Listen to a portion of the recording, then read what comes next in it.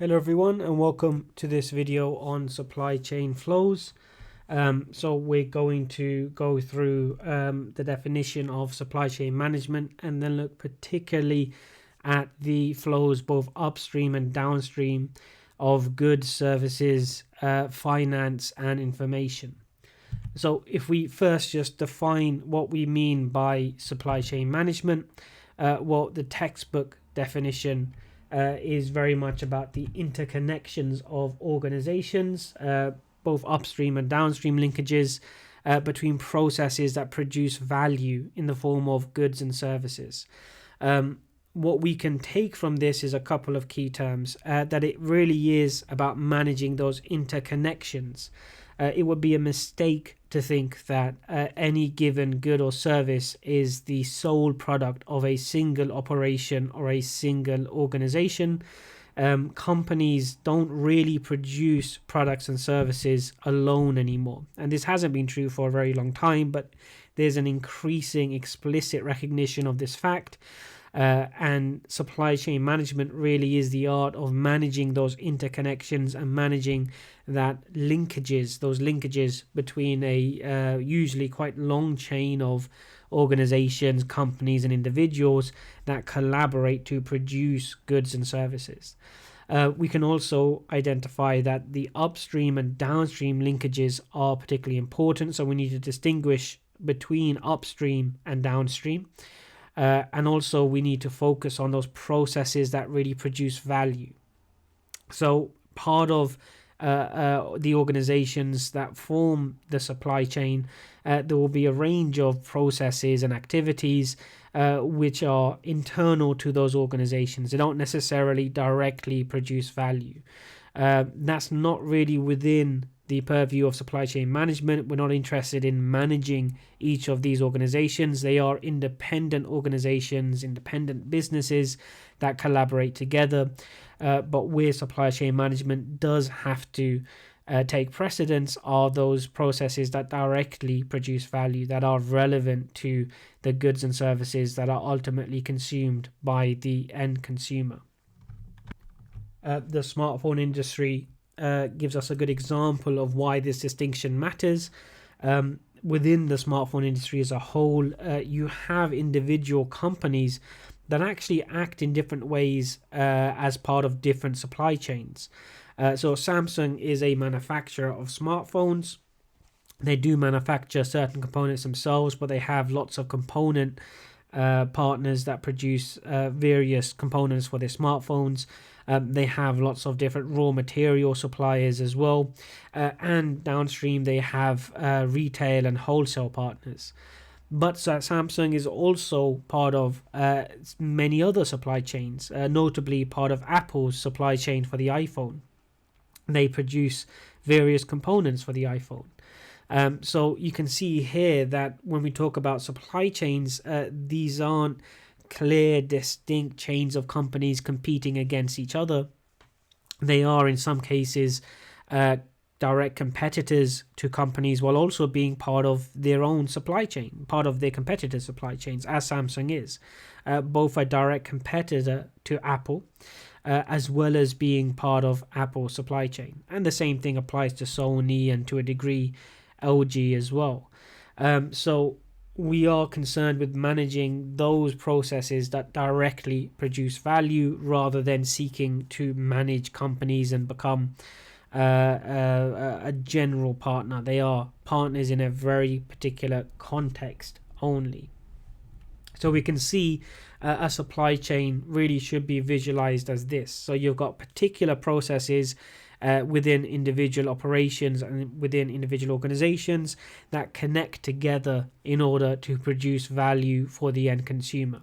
That may be in the form of producing raw materials, it may be in the form of producing components, producing the end good, the actual physical goods themselves. It may be involved in service delivery, and it may be involved in transportation and movement of products from one geographical location to another. What we refer to as upstream and downstream linkages is very much part of this orientation towards the end consumer. So every organization which purchases something from a company that's part of their supply chain is a customer. So you have multiple customers within a supply chain. So in this example on the video here, operation 2 is a customer of operation 1. Operation 3 is a customer of operation 2. So you will have multiple customers, but you only usually have a single consumer. So the consumer is the person that actually uses or consumes the good or service as intended. There are some exceptions to this, but that's by and large true of all supply chains. So taking Coke as an example, you can have multiple companies involved in manufacturing Coke.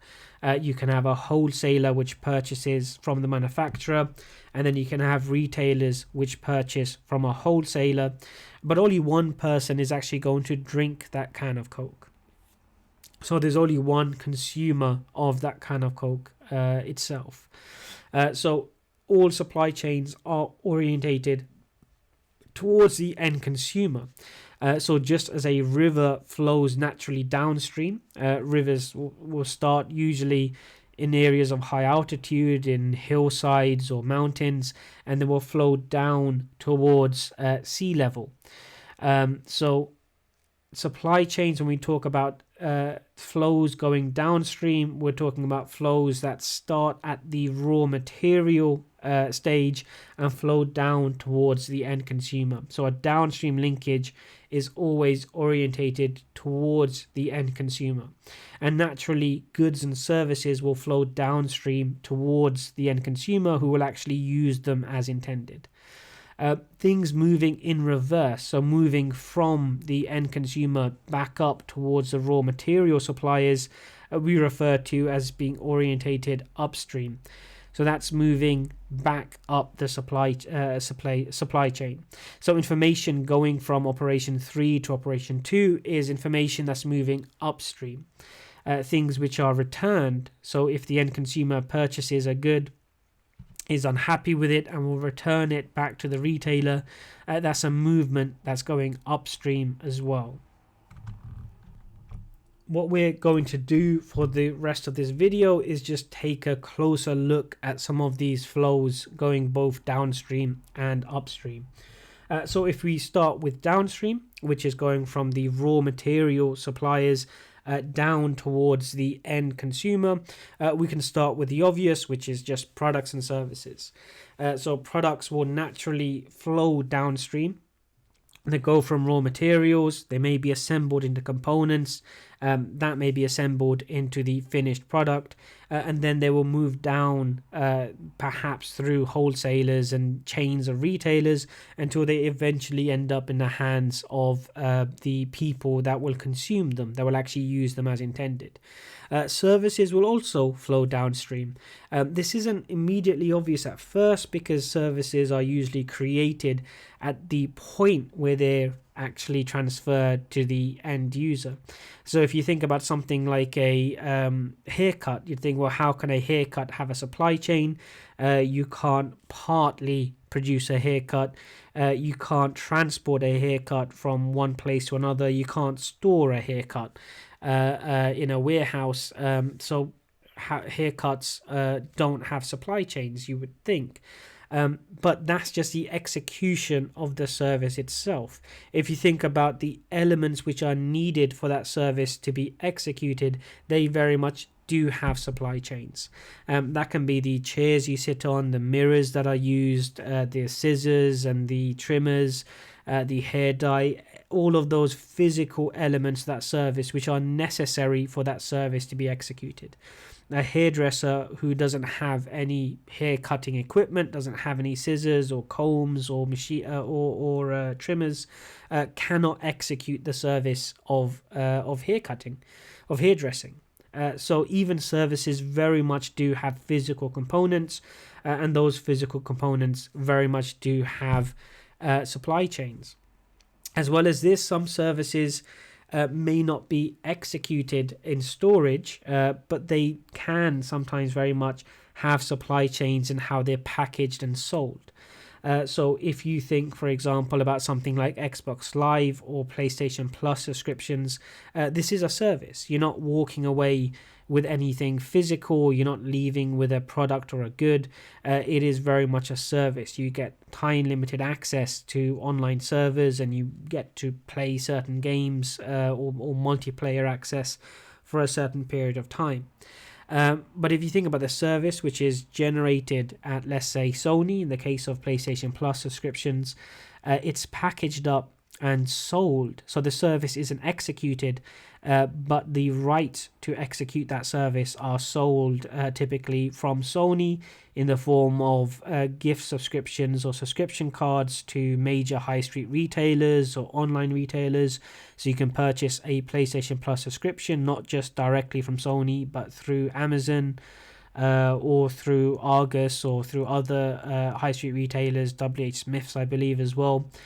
So you can see there, even though the service is only executed when you enter that particular gift card code and you redeem it against your particular PlayStation account, there is still a supply chain in providing that service as it's currently packaged. So that is something which still moves downstream as well.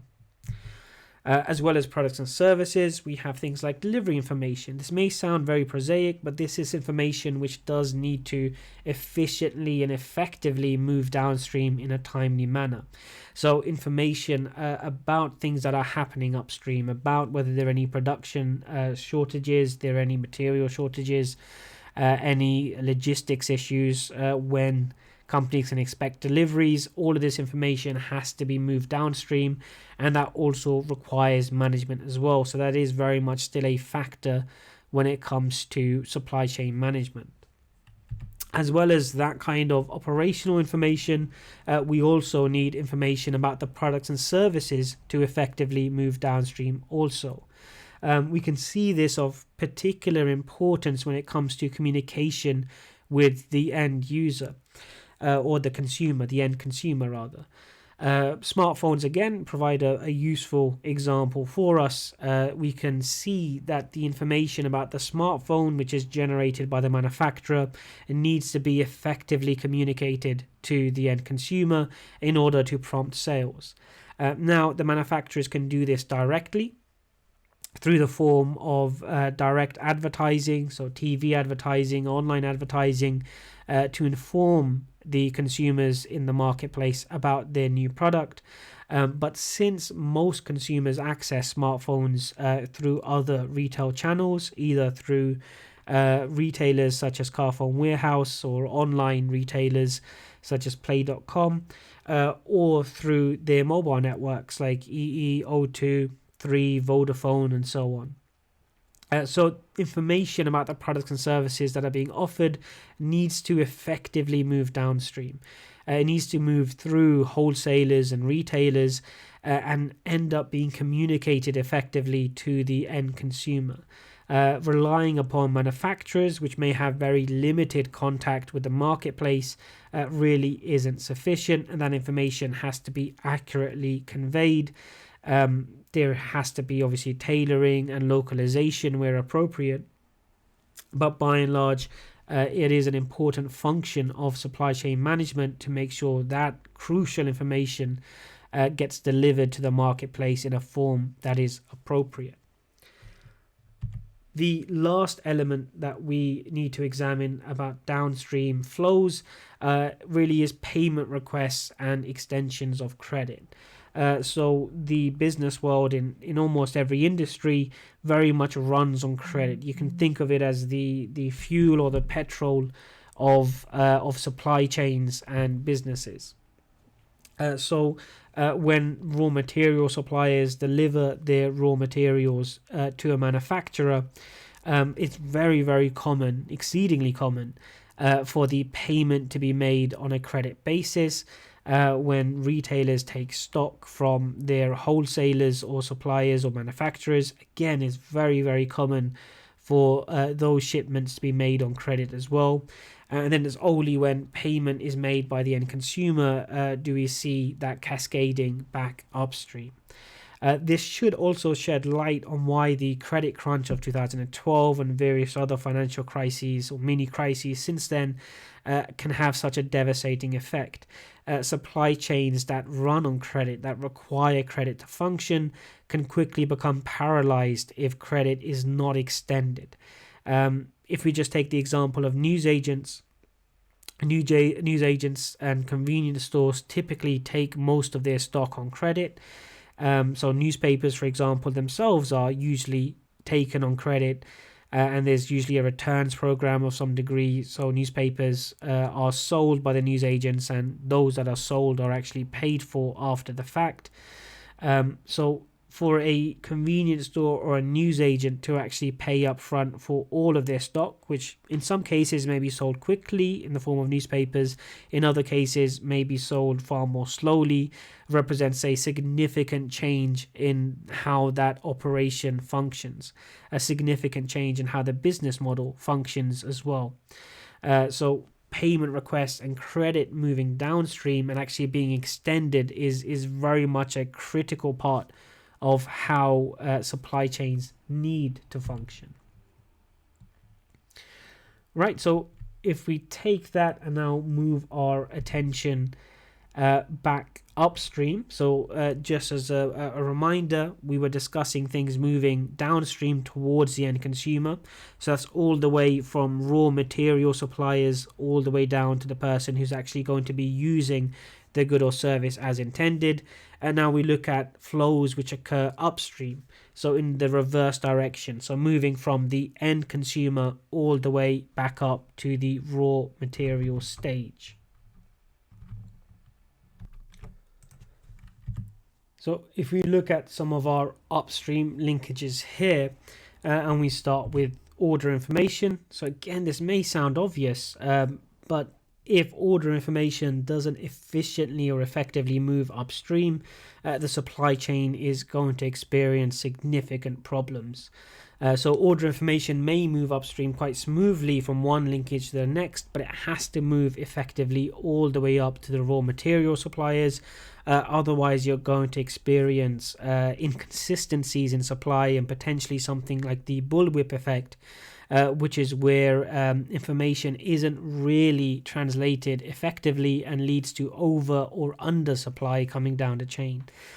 So we can imagine the bullwhip effect quite simply as if somebody goes to a supermarket and orders a ton of coffee as a one-off, then this may cause a spike going upstream and result in an excess of coffee being delivered next week, where demand simply doesn't sustain it. That continuing over a long period of time will result in fluctuating supply down the supply chain, and therefore inefficiencies and wasted stock and lower revenue and so on. So order information does have to move up the supply chain as efficiently as possible and needs to be smoothed down. But as well as this, we have payment which needs to move upstream as well. So inefficiencies in getting payment up, delays in getting payment upstream will cause significant problems. We've spoken about how downstream linkages tend to run on credit in one form or another.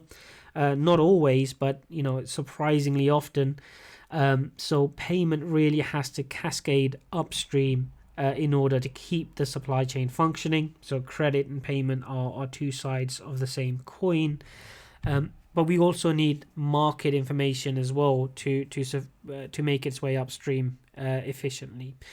So information about consumer preferences, consumer behavior, information about competitor activity, about regulation that's possibly coming through political, social, and economic environments that the consumers are operating within. All of this has to make its way upstream also, and this forms, along with short-term order information, the basis for developing long-term plans and requirements and making sure those are communicated to particularly the raw material suppliers as well as manufacturers and other upstream linkages. And for this, we really do need to understand that supply chain management is not just about making individual orders with your suppliers or finding suppliers. It's about managing a long-term relationship between a range of interconnected companies or organizations. If there's major changes coming in your product or major changes in the marketplace, then raw material suppliers have to be able to adapt and plan, and you should ideally have coordination between the entire supply chain. It's telling to see who the background of the individuals appointed to CEO and senior roles in senior management, because we can often see what the organization sees as important or vital. So if you take a company like Apple, for a large part of Apple's history, certainly during over the last 15 years or so, the head of Apple in the form of Steve Jobs, the CEO of Apple, very much firmly within the space of design, and whether it's software design or hardware design and marketing. So we can see Apple's core competencies reflected in their CEO of hardware and software design and marketing. Since Steve Jobs passed away, the head of Apple has been Tim Cook, which was the previous head of global purchasing, logistics, and supply chain management at Apple. And we can see there a shift in focus. Apple's competitive advantage now doesn't just come from design and marketing activities, but by the fact that they have optimized and organized their supply chain in a way that really does give them an advantage over much of their competition. Whether it's purchasing up future stocks of sapphire when they introduced sapphire materials to their iPhones, whether it's minimizing costs, whether it's ensuring steady supply, all of these things are really critical to Apple's business. And that doesn't just require wheeling and dealing and making deals with suppliers for one-off deliveries, but actually fostering these long-term relationships and ensuring management throughout the entire supply chain, not just with linkages that are just upstream or downstream of your own organization.